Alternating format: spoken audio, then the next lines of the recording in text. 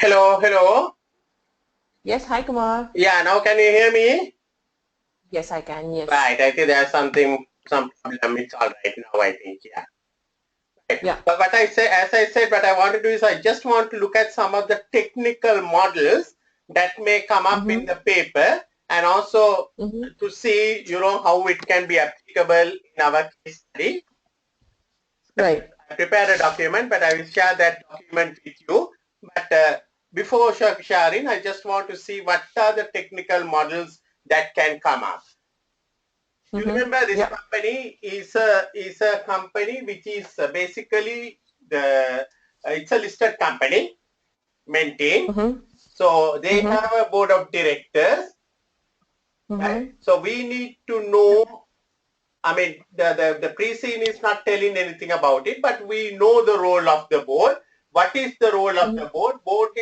The board is there to give leadership for all Mm-hmm. what the company is going to do. And they make the Mm-hmm. policy strategic decisions. Strategic decisions are all long-term decisions are Long made by decision. the board. Mm-hmm. The management is Mm-hmm. there to implement those decisions. Your role, we discussed, your role is to monitor the implementation of those decisions, the monitoring.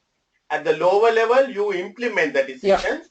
At the managerial level, you don't go and prepare books. You don't go and count the stocks and all that. You monitor all what the board has decided is happening.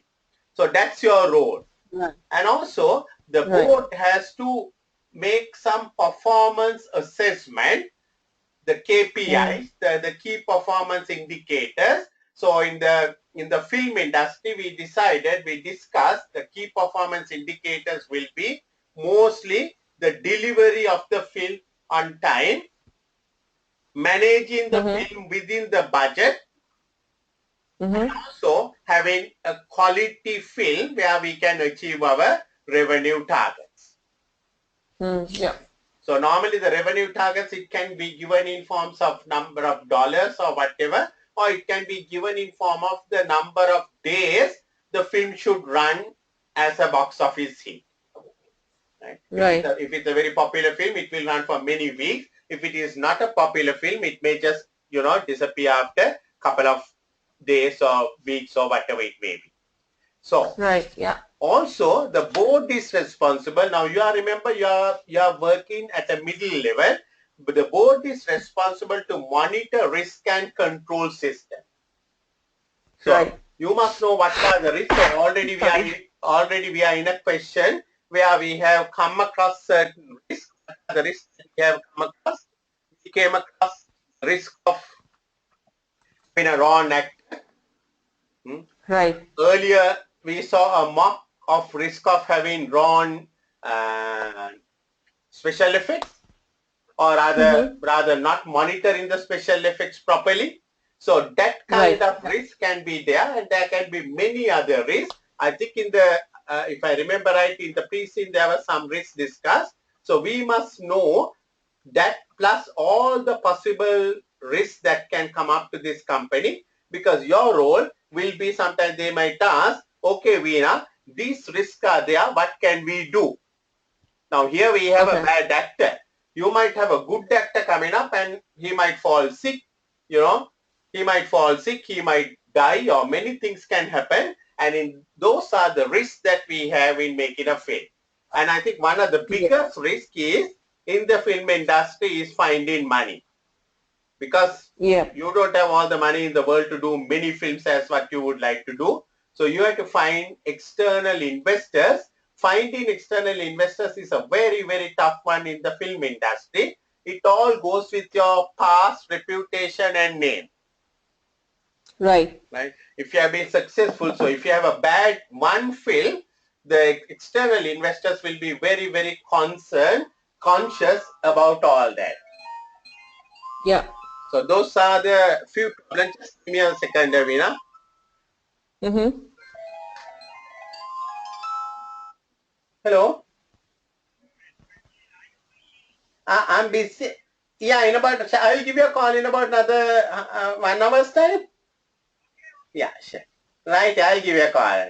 Right, okay, thank you, God bless. Right. So monitoring risk. So you remember this company will have many risks. So now next couple of days, you must be trying to look at the risk. One of the risks what I can see is this getting the rating. You remember they get a rating saying considered suitable for all viewers. Parents should consider. So that rating is beyond them. It is given by the particular the authority will give the rating. So in the pre-scene, they say the distribution company will also monitor cinema showings to ensure that the cinemas are offering the agreed number of seats and viewing times and handle the process of seeking a rating from the regulator in each country in which the film will be shown. So the cinemas will have to do that one to see that they get the proper rating. So they say the ratings can have a significant impact on revenues. I want you to note down that one. The page 12 of the pre-scene, the ratings will have a significant impact on revenues because they have the potential to limit the audience. Right. For example, when a US box office revenues are generally, it's 12% lower if the regulator applies the R rating instead of PG-13. So in US PG-13 means parents should consider whether some content may be unsuitable for young children. R rating means in the US, those below 18 may be admitted if accompanied by a parent or adult guardian. So in US, if you get R rating, you can't, below 18 years to a person cannot go to the film hall alone. Yeah. They must be accompanied by a parent. So that kind of a thing can have an impact on your revenue. So even if after the film is done, a 12% drop in the revenue can be a very huge hit. Right. Because your costs are same, irrespective of the rating, irrespective of what is going to happen. What you have spent for the cast, what you have spent for the special effects are same.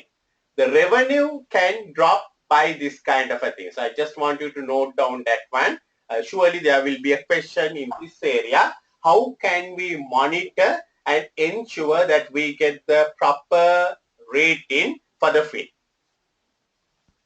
Okay. You remember 12% drop. If you look at that, if you look at the film, say 12% drop in your revenue can have a huge impact on your profitability.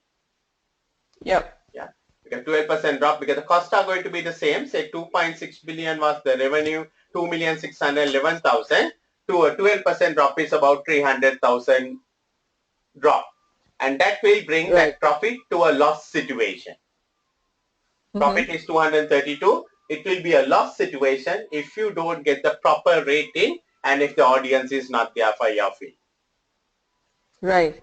So you have to look at all the risk systems and also the control system. Already we saw one control area where we were weak. It was basically we were not bothering, caring about our crew members' safety. One other person was trying to, so that was, that was in a particular mark. But we have to look at many control systems. One of the controls is again to ensure the key performance indicators are properly done. They have to all the time monitor the budget, monitor the time delivery with the budget. You know, in this project, the both must go together. Now, I have seen some of the government projects. Sometimes when you look at the budget, they have spent only 20% of the budget. So it's, you know, they have enough money to spend. It's all right. But when you look at the work that they have done only 5% work. You understand? Right? So there's 95% work to be completed, 80% of the budget. Now that is a dangerous situation.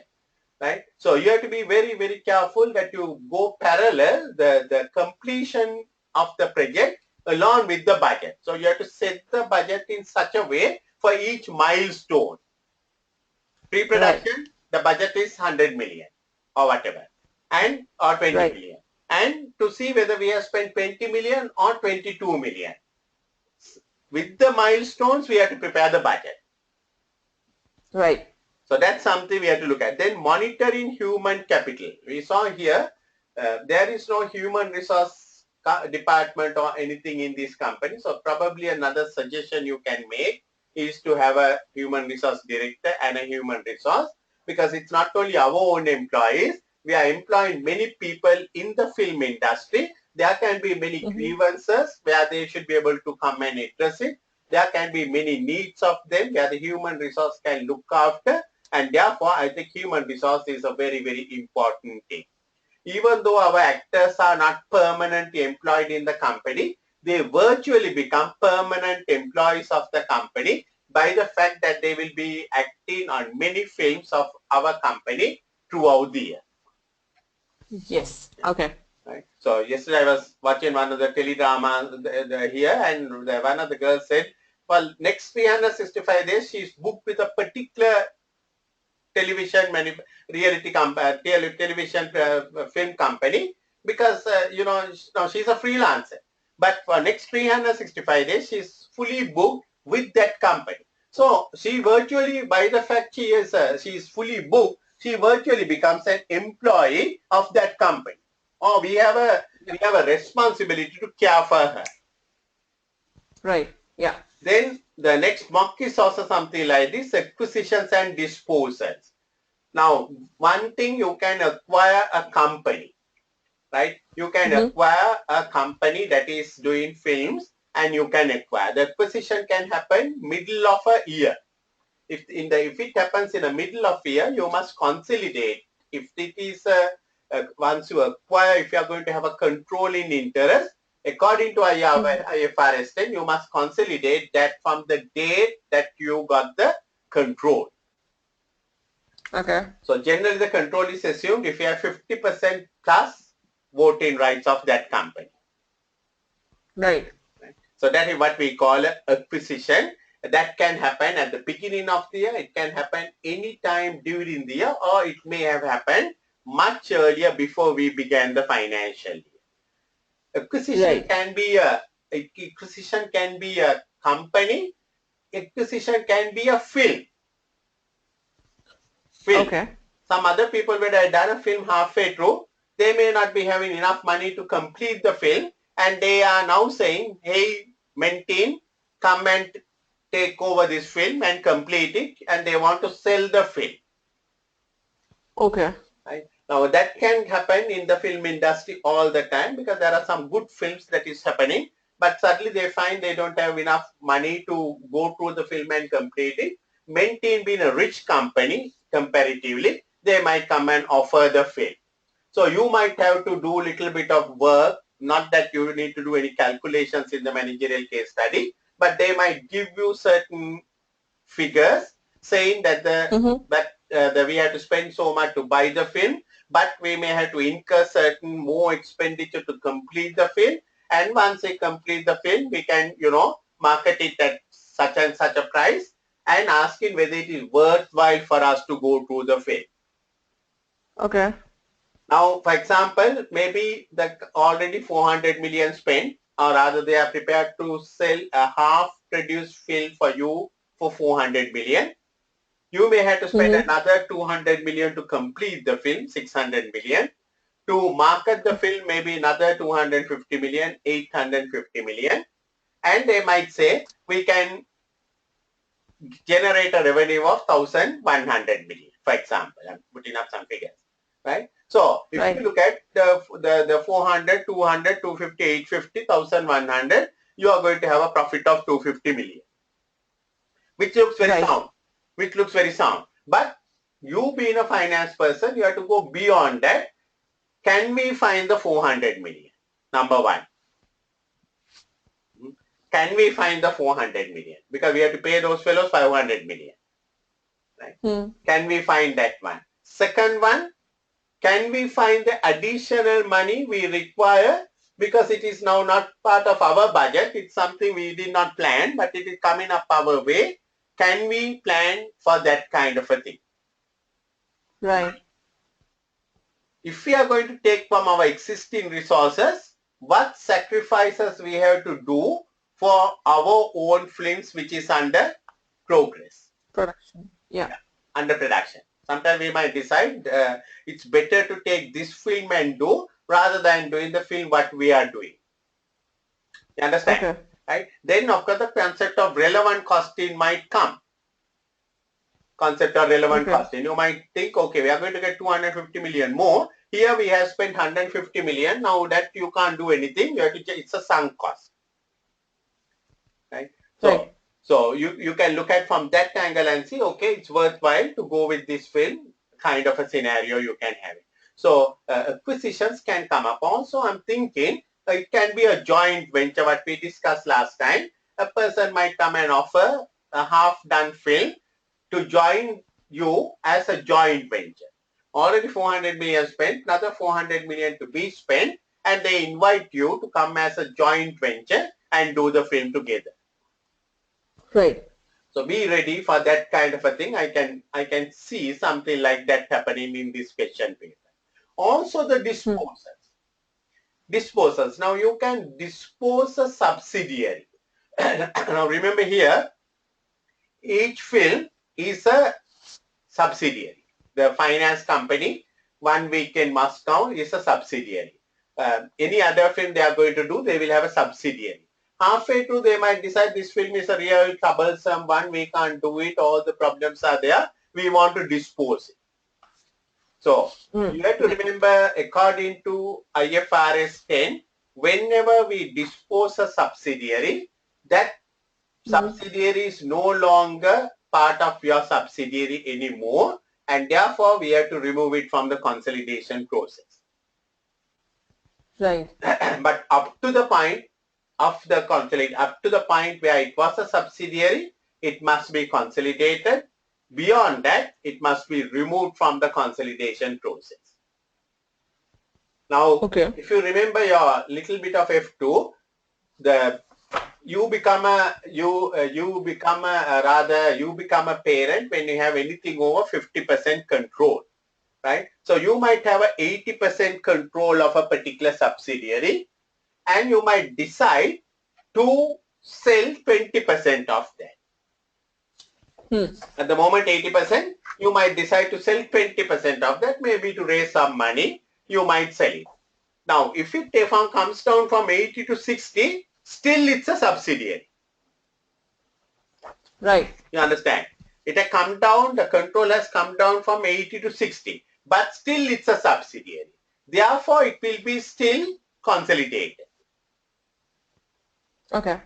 And whenever we have a subsidiary, if we have paid something more than the fair value of the asset, that is what we call the goodwill. That goodwill, originally what we got as a goodwill for 80%, if it comes down to 60%, now under IFRS 10, still that same old goodwill will stay. You are not going to reduce the goodwill by 20%. Right. You understand? Right? Earlier in our time, we were reducing it proportionately, but now not so. Goodwill, when we acquire, say, when we acquire the goodwill at the 80%, if the goodwill was 100,000, even when you sell 20%, still if it is a subsidiary, the goodwill will remain 100,000. Okay. Now, this may be a question that can come up. You remember in your balance sheet, there is a goodwill figure. Right? They might say this goodwill is for a film we are doing where the goodwill is 50 million or whatever it may be. But now we are thinking of disposing 20% of our subsidiary. Now that's another good way to think. That's another way to raise money, Veena. Rather than trying to raise money externally, you want to raise money, you reduce your controlling element, still keeping the control. From 80 to 60, you reduce it. You sell 20% to the market, you can get money. Isn't it? Right? You can get money. Oh yeah. Now that's a very innovative way of finding money. This is what the examiner will be looking from you on. It's an innovative way to get money. You can, without going for traditional bank loans and all that kind of a thing, reduce your control. Reduce your control. Still you have the control. So long as you hold anything more than 50%, you are controlling, but reduce your control. Your non-controlling interest will go up from 20% to 40%. It's all right, but you are still controlling the company. Agreed? and you can get Right, some money. But if that happens, the goodwill original 50 million will remain 50 million. So the examiner might ask you, or one of the finance directors might ask you, hey Veena, what will happen to our goodwill? Nothing will happen. Nothing will happen. The goodwill will remain same 50 million. Only thing we have to see, the goodwill will come down. Yesterday I told you, what is the only reason the goodwill will come down? Is a impairment.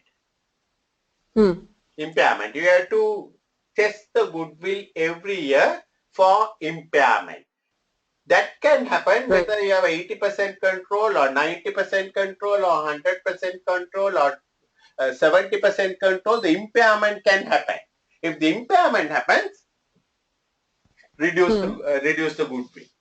So goodwill will get reduced only if there's impairment, but not because your share of the control comes down. So this is very important for you to note it down, right? Then the other option is you have a 80% control. Suddenly you decide that, this film we can't control it. It's not good for us. We want to dispose 70%. So then we have only 10% now. Okay. Now it is no longer a subsidiary. Right? In that event, if it is not a subsidiary, you can't consolidate. You can't consolidate. It will just appear as an ordinary investment. You can't consolidate because it's no longer a subsidiary. And if it is not a subsidiary, you can't even have a goodwill. Only if it's a subsidiary only we can have a goodwill arising. Right. So in that case, the goodwill also, that entire 50 million should be treated as disposed along with the 70% of your assets. 70% of your net assets. And the consideration that by selling, if you are going to get, shall we say 250 million, 70% of the net assets are worth 180 million. Goodwill is worth 50 million. 100% goodwill will have to be sold out. You can't have a goodwill only for the 10%. No, entire goodwill is gone. So the goodwill was worth 50 million. The 70% net assets were worth 180 million, 230. You sold it for 250 million. You will make a profit of 20 million. 20 million. Yeah. 20 million profit. No more consolidation, no more goodwill, no more non-controlling interest. So this is very important that we understand how, because when you acquire also the same thing can happen. You are going to acquire a company where you are going to take only 40% control, not a control, 40% interest in the company. Then it's not a subsidiary. It's not a subsidiary. It is an associate company. Then the IAS 28 will come. You have to account it under IAS 28 associate company. But one day from 40, you might decide to take another 20%. So it goes up to 60. The moment you take the 60, it becomes your subsidiary. At that point, there will be a goodwill. Right. So this is what we call piecemeal acquisitions. The day that we acquire over 50%, only the goodwill will come. Before that, no goodwill. Similarly, on the disposal, the day that we surrender the control, only the goodwill will go, and the goodwill will go totally. No partial goodwills. The goodwill at the beginning will remain as a goodwill till impairment comes. Otherwise, it will go totally, partially, completely off. Right. Capital projects.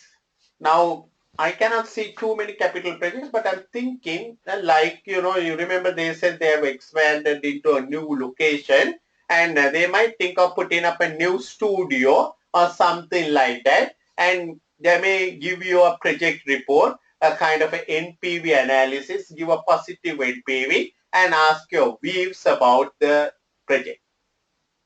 Now, one thing you must know in doing a net present value calculation, the discounting rate what we use is the weighted average cost of capital of our company.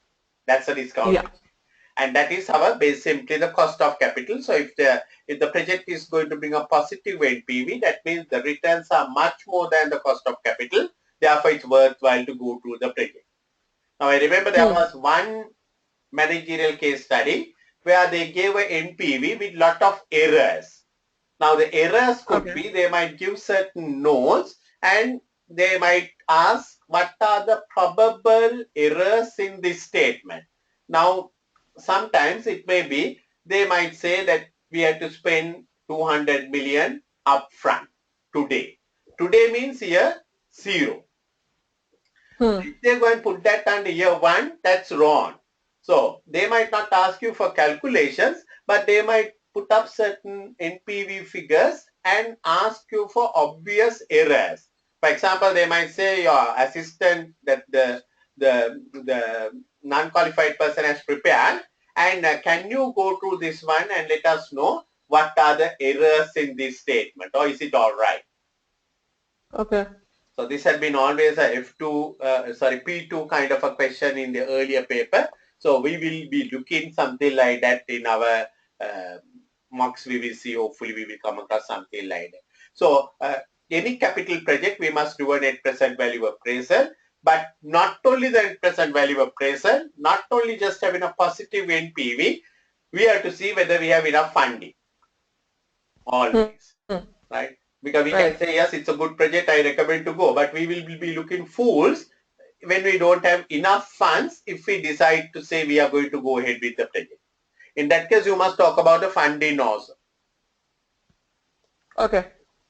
And funding, you remember the concept of funding, matching funding. What do we mean by matching funding? If the project is for 5 years, you must be looking for finance only for 5 years. Right. If the project life period is 5 years, if you take funds for 10 years, what are you going to do after 5 years? Right? If the project life period is 5 years, if you take funds for 2 years, what are you going to do after 2 years? Your funds, you have to return it after 2 years, but the project is going to go for next 3 years. Where can you find money? Okay. So that is what we call matching. The timing should be met. So whenever the examiner talks about a project of say 5-year film that need to be done, one way is to go for a bank loan or bonds issue or something like that to the market for 5 years. Other way, like this company is doing, they can float a separate company and ask for share capital for that project only. After the project, they might want to complete the company. They might want to what we call go for liquidation. I mean, that's the purpose of the objective of the company was to produce a film. They have made a profit and, share the profit and close the company. That can happen, right? That's the only purpose of that kind of a thing. So that is all right. But otherwise, you should never get maintained to go for long-term funds for a 5-year project. Okay. But I believe Maintain will go for long-term funds here. That is equity funding. That is the rights issue. Will go for long-term funding because they have they will need more funds to do more films on a permanent basis, where they need funds on a permanent basis, not for one film, but for many films what they are going to do over the period. So that's what the capital projects are going to be. Treasury management, you remember the treasury management, generally it has 4 functions. One is to look after the corporate finance, the long-term financing. Second one is to look after the working capital, the short-term funds. Okay. Third one is all about the foreign exchange management. Now, this being a film company which they are producing films for the global market, they are surely involved in foreign exchange transactions. Foreign exchange. Yeah. Yeah. So you have to remember the IAS 21. It's all about the foreign exchange transactions. Whenever we have foreign exchange transactions, how it should get converted. So there are 2 types of assets we talk about, but we call monetary assets and non-monetary assets. Monetary assets are essentially receivables, payables, and cash balances. Right. And if we have, say, for example, you have sold the film to a company in America, and in America, you have invoiced to America $500,000. That must get converted in your financial statements at the end of each financial year at the spot rate on the day, on the day of reporting. So on the 20th of February, you have to convert that $500,000 into your currency, take in your currency rate on that day between your currency and dollar, and any gain or losses arising, because initially when you recorded the 500,000, let's assume the 500,000 worked out to $1.2 million at the conversion. Now on the 31st, on the February when you convert it on the closing balance sheet, it comes to 1,250,000. So there's a 50,000 gain. That gain will be shown as a profit in the profit statement as a gain on exchange. Right. So that is what normally we do, but we don't show that as a direct profit. We show it as under other comprehensive income. Other comprehensive income. But maybe during the year, you showed it as $500,000 and it converted to your own currency is $1,200,000. And during the year, before the end of the financial year, they paid you and you got 1,250,000 when converted. That 50,000 will be shown as a profit, straight profit, because it's a realized profit. Okay. The other one, which is not yet realized, there's a potential profit that will be shown as a other comprehensive income, not taken into the P&L, but it will be taken under below the P&L as other comprehensive income. Okay. So these are little things that you may want to know. Then also about the risk management, foreign exchange risk management. When you have to get $500,000 in, say, somewhere in May 2017, you are not sure how much will you get when it gets converted in May 2017. So what you can do is you can enter into what we call a forward rate agreement, forward rate arrangement. You go to a banker in your country and say, I have sold the film to Kumar and Kumar will be paying me $500,000 in May. I will bring that $500,000. At what price will you buy that $500,000? So the banker will say, okay, Veena, you bring $500,000. We will buy it at 1,200,000. So you have obligation in May to take $500,000 to that bank, and bank is under obligation to pay you 1,200,000 local currency. Now that's a contract. That's a contract between the two parties. Now you might find in May 2017, the rate is so attractive that you can get 1,300,000. But you can't because since you have already agreed with the banker to sell the 500,000 for 1,200,000, you can't make that 1,300,000. You have to just sell it at 1,200,000. Be happy. Be happy. Yeah. Opposite also it can work it out. You might be very happy to know that by conversion you will get only 1,100,000, but because you have entered into a contract, banker is under obligation to pay you 1,200,000. Right. Yeah. That's what we call a forward rate agreement. There are other tools like futures. Futures is also similar to the forward rate agreement, but it is done for a standard amount. You can't do for exactly your amount. There are standard contracts available in the market. You can do it same as forward rate agreement, but there are standard fixed amounts available. So for example, they might say the contract size is 250,000, right? So you have to get 1,200,000. Now you can't get 4 contracts and decimal points. Either you can take 4 contracts and cover 1 million, or you can take 5 contracts and cover 1,250,000. Right. That's what a future says. Forward rate means you can go and exactly cover the exact amount, 1,219,000 you can cover. But if it is if it's a futures, they are very standard figures. So there can be under covering or over covering. So because you can't go for decimal points and you can't take fraction of a contract, you have to take full contract. So if you take 4 contracts, you are 200,000 short. If you take 5 contracts, you will be 50,000 more. Then also these are all the role of the board. The other one is the effective communication of strategic plan. Now, as I said, all the boards they are there to make decisions on all what they are going to the strategic plan. Now, this, if you remember this company, there are in the maintain board, there is this Steven, who is the CEO. Then we have Isabel, your finance director. Then we have Anton Chan, who is the director distribution.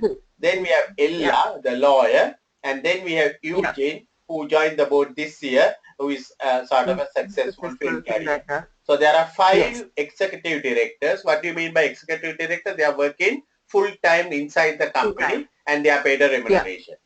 Then we have a couple of non-executive directors. We have the chairman, Alexei. Then we have Nimron, non-executive director, Leonard, the non-executive director, and Havel, a non-executive director. So there are 5 executive directors and 4 non-executive directors. Right. According to the UK corporate governance, the non-executive director should be majority in a board. Okay. Right. But here we can see they are not the majority. They are, because you have to keep the chairman out. Chairman is always a non-executive, but keep the chairman out and then count the other people. Right? So if you keep the chairman out here, there will be 3 non-executive directors against 5 executive directors. So this is not in line with the UK corporate governance code. But we do not know this particular country, the B-land or some place, what their corporate governance. So their corporate governance might permit it. But if you apply the UK model, this is not in compliance with the good corporate governance. Right. So there may be a question saying that they want to increase the number of non-executive directors to 6, for example. Right. For them to fall in line with the UK model, it must be increased to 6. Why do they want to have more non-executive directors in a board than the executive directors? The reason is the non-executive directors, because if they are not the majority, the executive directors will try to dominate the proceedings at the board. The purpose of the corporate governance is not for anyone to dominate. So if there are only 3 non-executive directors, 5 executive directors, the non-executive directors will not be too effective. Because those fellows will dominate. But if you have 6 people, then the executive directors will know for them to get through any board decision, they need the support of the non-executive director. Yeah. Otherwise, they will think, okay, well, these 3 fellows, whatever they want, let them do anything. We have the majority. We can do anything as what we want. And that's not the purpose of the non-executive directors. The purpose of the non-executive directors are, they are there to challenge the strategies developed by the chief executive and the executive director. The strategies of a company is designed essentially by the chief executive officer and the executive directors. But the idea of the non-executive director, they are outsiders. They have a lot of experience. They have a lot of knowledge. They come to the board meeting. They can challenge with a positive intention, not to find faults and say, hey, you have not done this thing, that thing. No. Challenge with positive things. For example, they might decide to put up another new film under the old, digital or whatever the system. The board might ask, why do you want to do another film of the old area when we have the new things like 4D and 3D and computer imagery and all that? So they bring lot of input from outside to the board. And Right. when they are in majority, they can, they can actively participate, and their words will, their voice need to be heard. And that is why we have a chairman. Chairman's role is always to see that the board is properly managed. They will give all the people to talk. Otherwise, the five non-executive directors will say, you don't know anything, don't talk rubbish and all that. Chairman will say, no, let Howell talk. So that's the Right. idea of a chairman of a board. Chairman of a board is not responsible for the performance of the company. Who is responsible for the performance of a company? CEO. Yeah. CEO is responsible. But the UK model, the board is collectively responsible for all the action. Now, if you are an non-executive director, later on if some problem comes up, you can't say, hey, I'm only a non-executive director and I don't know anything about it. When you participate in the board meeting, you and Steve, everyone are equally responsible. That's what we call collective responsibility. So, even though you are a non-executive director, when the board prepares the financial statements, your financial statements, maybe Veena will prepare the financial statements, but the board is responsible for the preparation of financial statements. It's not even Isabel. It is the entire board. The 5 executive directors, the chairman, and the 3 non-executive all are equally responsible for the preparation of financial statement. Later on, Howell can't come and say, I don't know anything. Isabel prepared or Veena prepared, I don't know anything. No. If any problem comes up, everyone is equally responsible for the financial statement. Equally responsible for internal control. Equally responsible for risk management. Equally responsible for monitoring human capital. All that. These decisions are collectively taken. If you are not in favor of a particular decision, you must state so, and the chairman must get it recorded. Then only you can say, I was against. If you keep silent, the implication is you are supported the thing. Yeah. So you being a SEMA qualified person, ethical responsibility is very much upon you. So you have to advise them not to do anything unethical, just like what we saw in the earlier Sands case. Right. Corporate management, basically, it's all about risk management and reduction. So remember, there are 4 ways to manage a risk. Can you remember? There are 4 ways to manage a risk. Transfer, avoid, reduce, accept. TARA. TARA. Right? So whenever we do a film, I think one of the ways that they reduce the risk of a loss in revenue, they can get insurance cover. Right. They can get insurance cover, paying a premium, and if something happens, certainly the minimum revenue will be guaranteed by the insurance company. That's a way to transfer the risk. Certain risks you might want to avoid it. High risk, very low competitive advantage, you might decide not worth taking that kind of a risk and doing it. For example, there may be some kind of offer coming up to do a film in a war-torn country like maybe Syria or some place where the risks are very high. Risks are high, and they might not find that much of a competitive advantage. In that case, you might decide better avoid it. But certain times the risks are high and the competitive advantage is also very high. Like, for example, doing a film underground or a cave or something like that, trying to do something kind of an exploration kind of a film.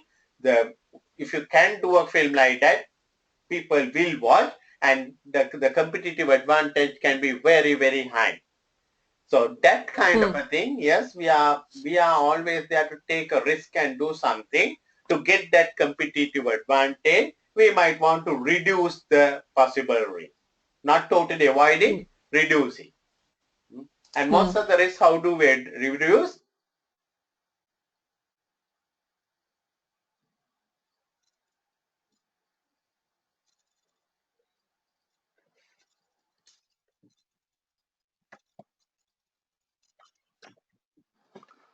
Hello.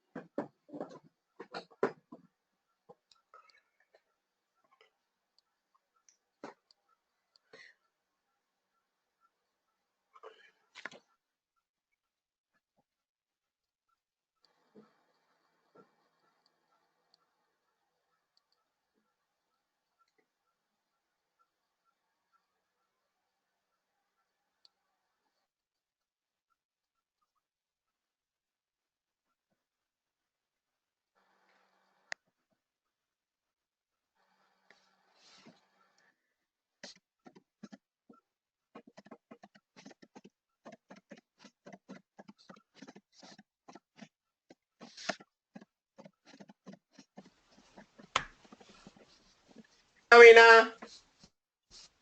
Hi, Kumar. Yeah, Sorry, my power went out, so I'm now on a dongle. Yeah, that's fine. it's all right. That's all right. No problem. So we were looking at the risk management, the strategies. One is to reduce. So risk reduction is a part of our life. How do we do that one? Mostly by our internal controls. Right. Right? We transfer the risk almost by taking insurance. But in the film industry, another way we transfer the risk is by sharing our profits and losses. By getting that 40% partner on an equity basis, it's a way to to transfer the risk. Right. Right? We share the risk. Transferring and sharing is almost the same. Then we can avoid certain risks. Then certain risk, if it is a very competitive advantage, we might want to take it. And that is what we do with internal controls, having proper controls. And also, finally, there is what we call residual risk. You can't transfer, you can't avoid, you can't reduce. You learn to live with it, accept it. Accept risk. Okay. So that's what the risk strategy. So there may be a kind of a question arising, asking, this kind of a thing has happened. Should we what is the risk management strategy should be? Right? So the board might want your views about a particular risk scenario they might give it, asking whether it should be avoided, reduced, or accept, or it may be even a combination of many of those. Okay. Yeah. Then it's all about internal controls. If you remember, the internal controls are there in an organization to carry out your business in an orderly manner, adherent to management policies, and side effects of that to see that to prevent frauds and errors, that kind of a thing. And ultimately, the idea is to achieve your objective. So you have to put certain controls. The board is responsible for all the internal controls. Now, having said the board is responsible, now the board is, they are very busy people. They have these people, they have their own tasks given, and the non-executive directors particularly they don't have any time to come and work inside the company, all that. So who can tell them that the internal control systems are good or bad? Who is the best person in the organization to tell that the internal control systems are good or bad? In the organization, who is the best person? Yes? Finance manager. Finance manager to a great extent. But look at your own company. If you are finance managing your own company, if in his areas the controls are weak, he is not going to go and tell, hey, my controls are weak. And he may not even know. Who can look at independently of the controls and say the controls are good in this area, bad in that area? Who can do that one? There's one person always. That is the internal auditor.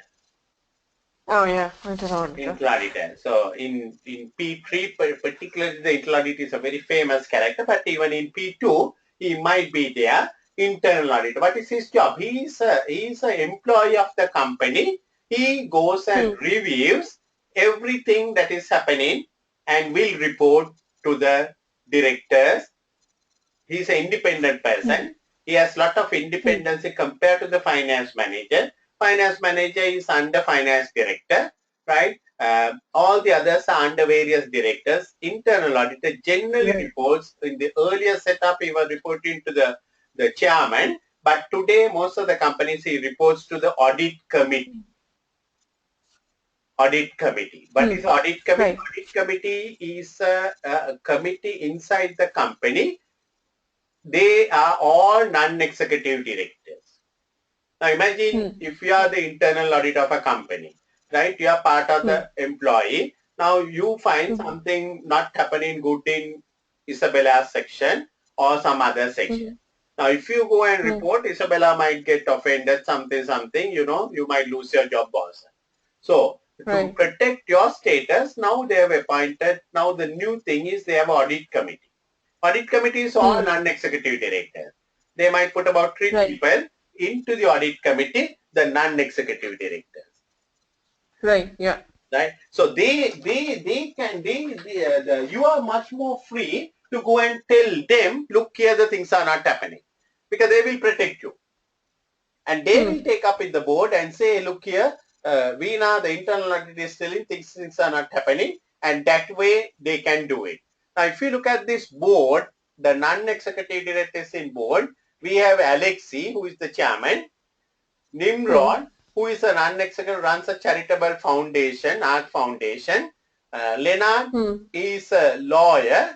Howell is a kind of a successful film director. You can see there is no non-executive director with finance background. Right. Yeah. So this is a big problem in this audit, this committee, this board of directors. You must have a person with financial background. That is why, once you become a semi-qualified accountant, even after when you reach 60 and retire, you are guaranteed that you will have some jobs to do, because most of the companies want non-executive directors, finance people. Particularly for the audit committee, UK model says it's a requirement that one of the members of the audit committee must be a person with accounting background and with relevant recent knowledge. Okay. So he must be a person who is currently updated with all the things, because then he will understand the financial statement. He will understand the need for internal controls, and the auditor can very safely approach the audit committee and give his views and his reports. Right. Yeah. So that's what we always want, the internal auditor, a very important position in a company. Earlier, the internal auditor was just thought as a kind of a watchdog who was there to catch all the frauds. But today it is not so. It is much more bigger role, a responsibility role that they have to play. And that role is a very effective role that has to be played. They are independent. They are part of the company, but they are independent. Now, what's the difference between external audit and internal audit, Veena?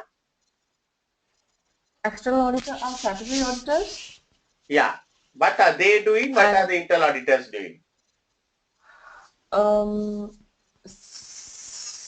internal auditors are employed by the company, so therefore they have duties to review the processes and everything very frequently. Yeah. Okay. Yeah. Internal And auditors. starting Okay. Yes. right, and internal auditors also make sure that the compliance part of the company is I mean the company is complied with all the rules and regulations, Yeah. so they are more responsible for the conduct. Yeah. Yes. Right. Yeah. The external auditors, their main role, they are appointed by the shareholders. Their role Right. is to give an opinion on the financial statements. Hmm. The truth and fairness Right. of the financial statements, Correct. that is their main role. In the process, they Hmm. might come across weaknesses in the internal controls and many other things. It's all right. But their main role is to do about the financial statement.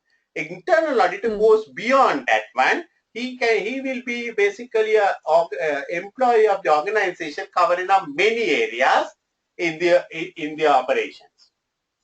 Hmm. Right. Internal auditor is appointed by the board, the management of the company, and generally he is Hmm. responsible for the audit committee if there's audit committee. Hmm. External auditors are appointed by the shareholders, and Hmm. they are responsible for the work of the shareholder. They report about the truth and fairness of the financial statements to the shareholders. Hmm. Right. That's what basically the role of the two people. But they work hand Right. in hand. If there's a very strong internal audit, uh, the external auditor can rely to a great extent on the work done by the internal audit, and he can reduce his work. Hmm. But on the other hand, if there is no internal audit or poor internal audit, external auditor will have to do more work to verify the truthness and fairness of the work. Hmm. Understand? So that's Right. how the two teams will work together. In your F2 syllabus, there's part about the external audit and also about little about the internal audit. Right. So then the accountability to shareholders and other stakeholders and dialogue with them. Now remember, in companies, the owners of the company are shareholders. They are the Hmm. people who have put Right. the money. You and I, we as individuals, we can put our money into a company and we are called individual shareholders. Right? Hmm. If something goes wrong, you have put some money in a particular company. If something goes wrong, your husband will scold you. Your parents will scold you. Why did you go and invest? But that's it. Your money you invested, you have lost your money. If you have done well, if the company has done well, you will gain. Your husband will be happy. It's all you and the company.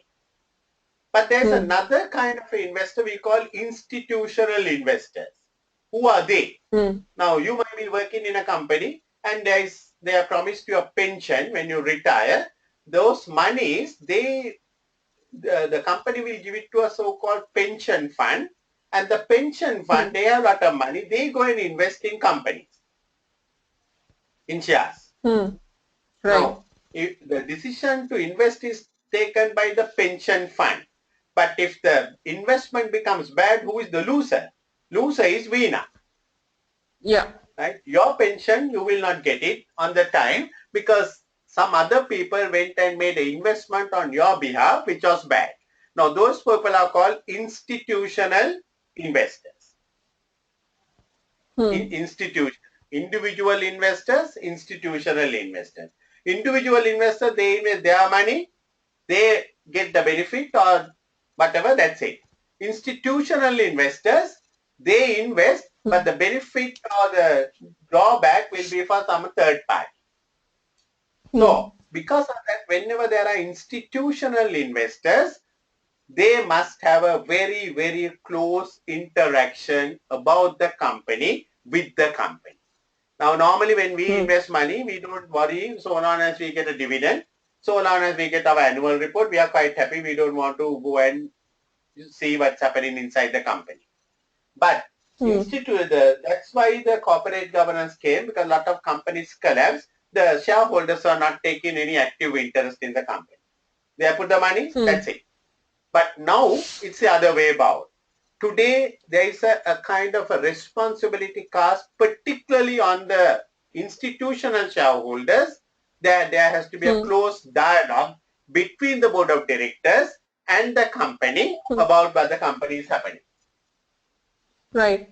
And for that purpose, the responsibility is cast on the chairman of the company. Chairman of the company must meet these shareholders, talk to them, and get their views across. And tell them what they are doing, ask them their views about it. So there is more interaction. So this is again part of good corporate governance. So I can see some of these questions in your paper in different forms. So this is what I want to do with you, but I have some more to do. So tomorrow when we meet, again, we will go through some of these areas. Yeah, you have some Mendolos and all the other things. I will try to do some of those things. So tomorrow I think we have the same time, 12 noon. 12 o'clock, yeah. That's fine. In the meantime, you start looking at the marks, some of the marks what we have. Try to see what you can put it up on your head. Don't worry, not getting points and all that. Don't worry, it will come up on time. But just start thinking, at least put it up on bullet forms, Veena. What you think. What you think, put it on a bullet form so that we can discuss it. So tomorrow I'll continue with this one and look at some of the E3 models also. And we will go through some of these things. No problem, Kumar. Okay. Okay, so I'll see you tomorrow same time. Okay, Kumar, no problem. Have a nice day. Thank you. Bye. Yeah, take care. Bye. Bye.